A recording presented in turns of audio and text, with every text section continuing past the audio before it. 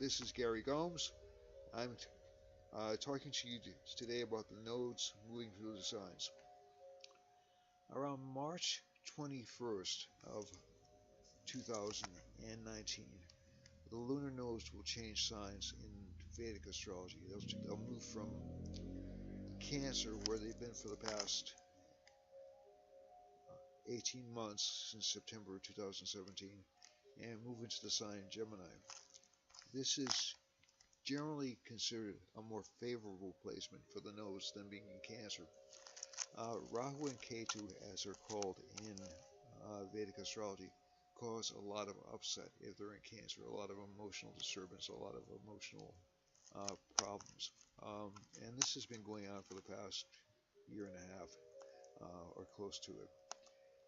Basically, when they transit through signs, Rahu causes strong cravings or strong desires, and no matter how those desires are fulfilled, and they often are, the person will feel either a little bit disappointed or left wanting more or left wanting something new to do.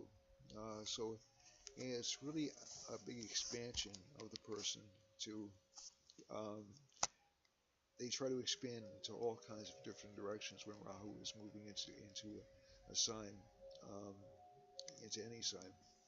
So in Cancer, it'll expand emotions, and it'll be particularly rough.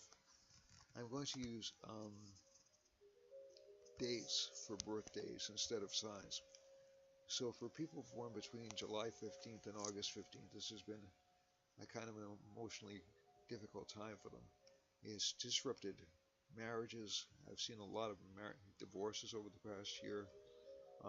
It's disrupted um, ambitions. People have been very career driven, very anxious to um, dissatisfied with home life, dissatisfied, and wanting to do something to make an impact on the world. K2 is in Capricorn, and there's a dissatisfaction with things as they are. So there's a strong feeling that there has to be some kind of a change or some kind of an uproot.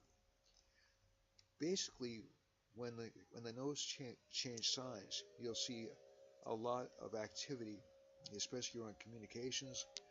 Gemini is a sign connected with communications in the Vedic system, and that goes for and the major signs affected by this particular Rahu Ketu transit will be Gemini, which in Vedic system is dated between June 15th and July 15th.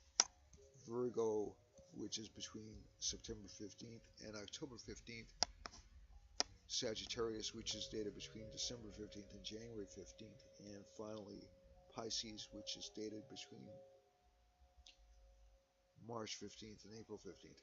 Now, those signs will tend to be really, really strongly affected by this nodal transit. Um, so there'll be a lot of fame and recognition for people whose sun is um, between June 15th and July 15th. There'll be a lot of career recognition for a person who's um, born between September 15th and October 15th.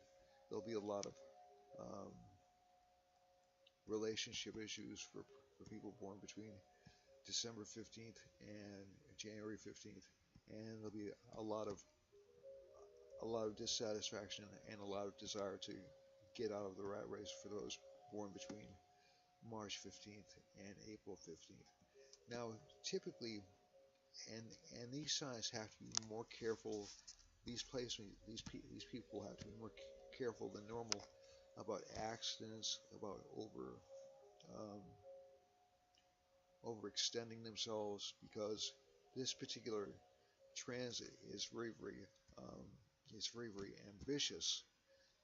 Rahu does extremely well in this sign, as I said before, and is going to continue to do well over the next 3 years.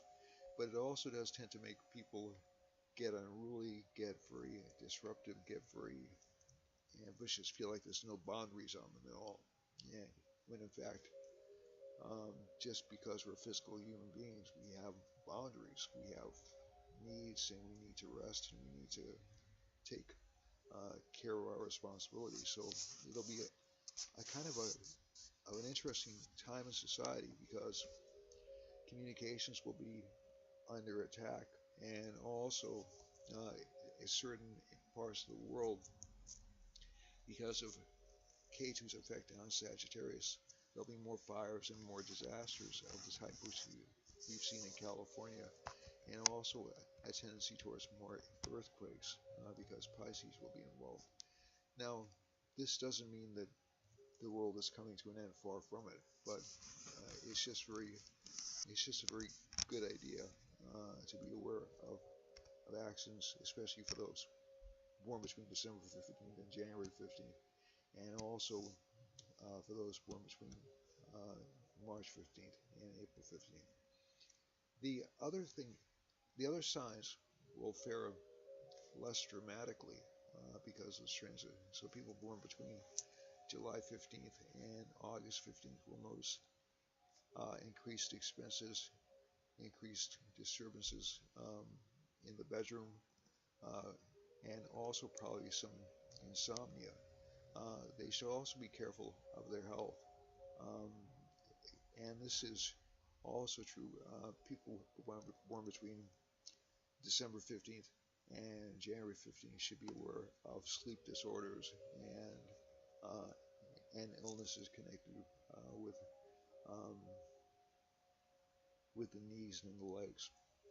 The Again, it's not going to be entirely bad. K2 actually kind of likes Capricorn. The South Lunar Node actually kind of likes Capricorn. It feels comfortable there, but it also does tend to disrupt established orders, and so you'll see um, a lot of political issues continuing um, pretty much, and people getting much more vocal about it over the next year and a half.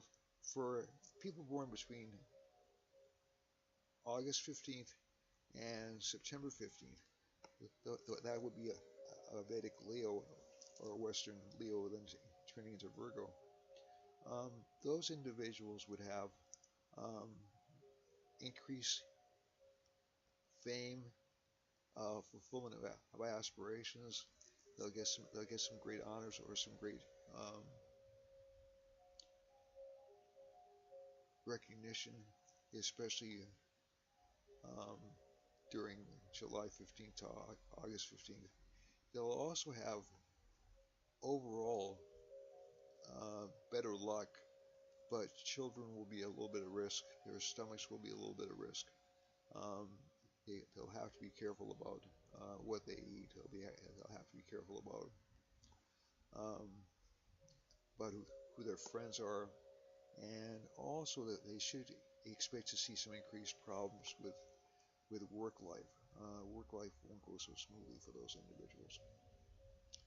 People born between October 15th and November 15th are I already covered um, September 15th to October 15th. People born between around October 15th to November 15th are Libras in Vedic astrology. They would be Libra into Scorpio in Western astrology.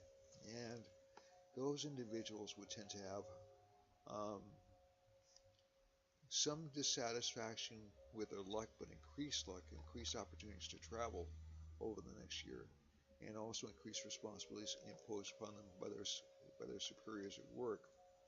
But there will be some fame or actually some really great opportunities for them, which will seem too good to be true, and in fact probably will be. But there is some potential, there is some kick behind those offers. Um, the um, the main thing about this sign is this sign has been problematically placed for about the past, I say, 3 or 4 years in terms of transits. So it'll be a bit of a relief to them to get like some opportunities, even if the opportunities aren't quite as big as they thought they would be at first. But it will give them some fame, especially for learning and especially for academic achievement. The area in life where they'll meet the most obstructions will be um, there really won't be that many. They'll have great opportunities to travel. They should again be careful while traveling. K2's in the third house. but they can be unexpected trips and unexpected journeys, which will be of great benefit to them. So I think this sign will actually do quite well during the year. This transit will work well for them.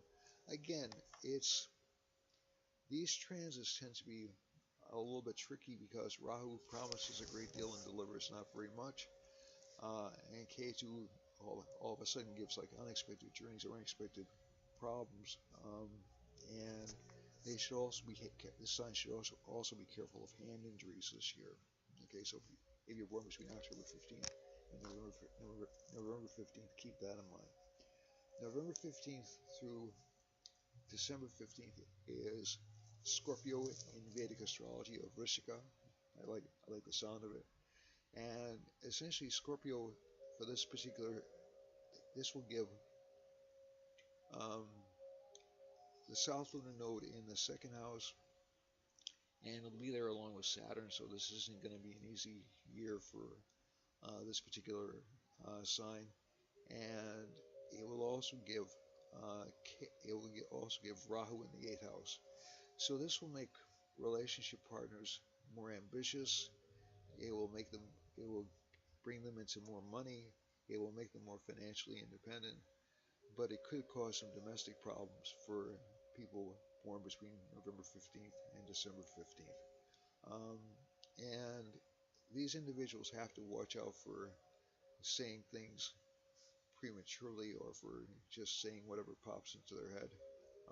It's a very intuitive sign, but with K2 and Saturn in the second house, there's a strong potential for saying, for lack of a better term, dumb things.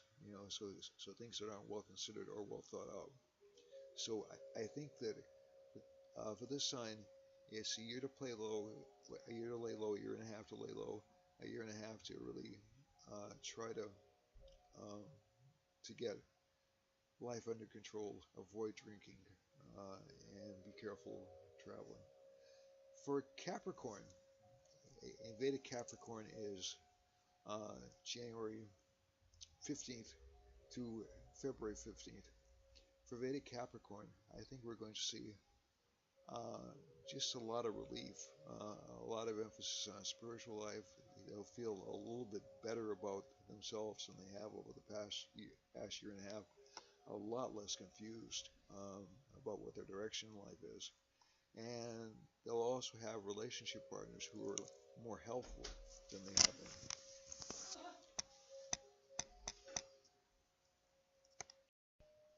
Well, I'm back. Capricorn liked things so much it got an entirely different venue. So essentially, Capricorn, you should see some improvement overall. Less tension for Capricorn over the coming year and a half. Again, be careful about health issues, especially in the intestines, in the intestinal area, for people born between December 15th, between January 15th and February 15th. For those born between February 15th and um, March 15th, which would be Aquarius in Vedic astrology, it would be Aquarius. It would be essentially Aquarius into Pisces in Western astrology. You would have, again, some good luck connected with relationship life. There'll be some improvement in income for those individuals. There'll be some improvement um, in overall luck for children. Although children will seem a little bit greedier than normal or a little bit less easy to satisfy or to make happy. There will also be some what I would call misleading romantic involvements for Aquarius during this year because of Rahu being in the 5th house. That's usually a combination for an unattainable lover or an unattainable um, luck, but the relationship will feel fated or karmic if it does get that far. But the other thing is it will also help increase intelligence for Aquarius. Aquarians will be very, very smart this year. Um, it's not that they're not always smart, but they'll seem to be sharper than usual.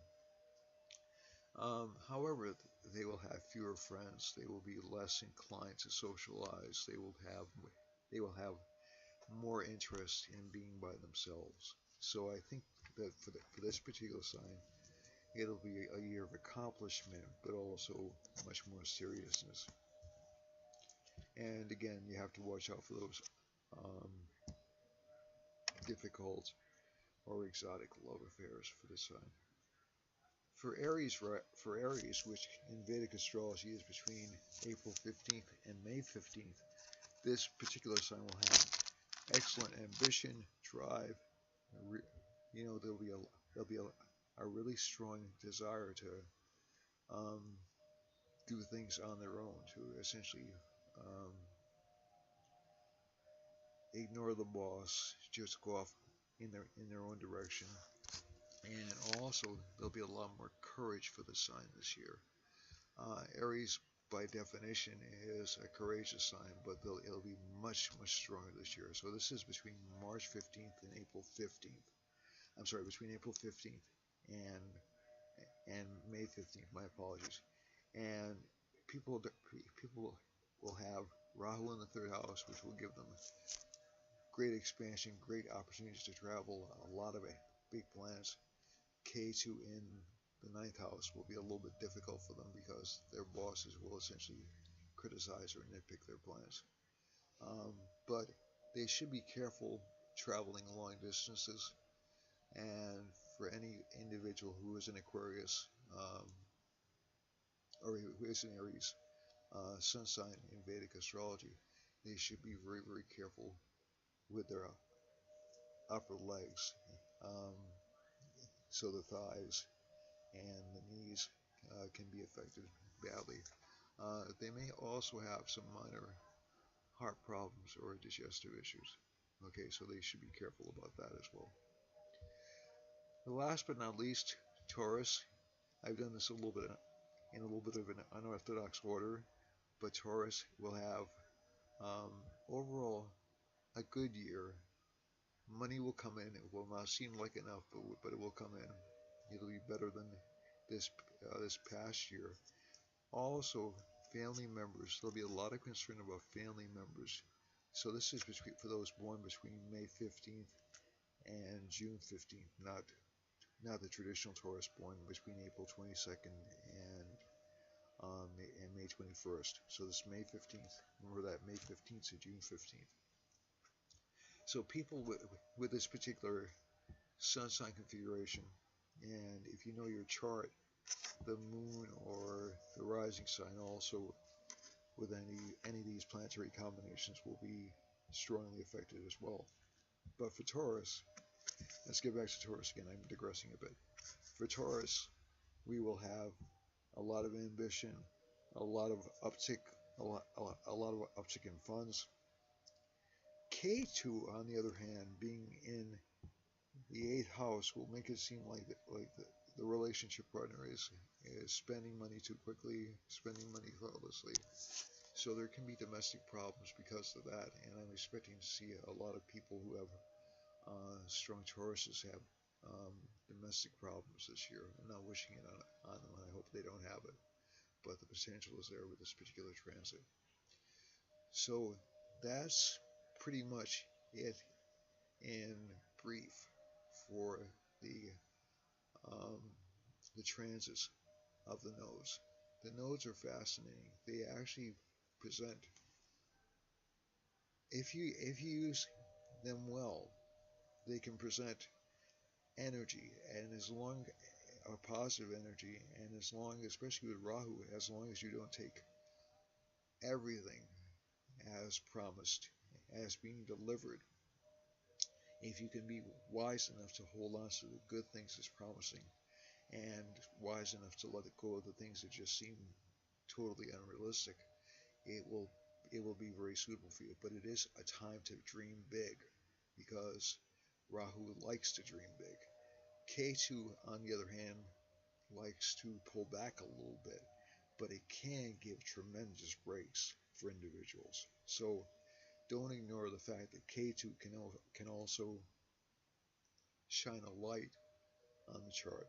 It can actually raise a flag on the chart, is the expression the Indians use. And what that means is essentially hidden talents or hidden gifts can come out under the influence of K2. So K2 is not all about withdrawal and renunciation and escaping from the world.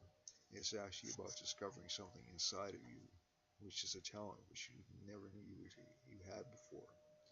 So K2 both can act difficultly. They're disruptive entities.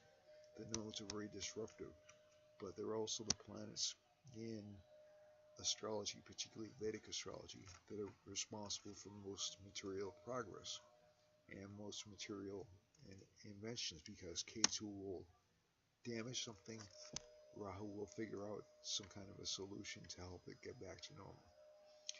I apologize for the uh, green look on this particular image.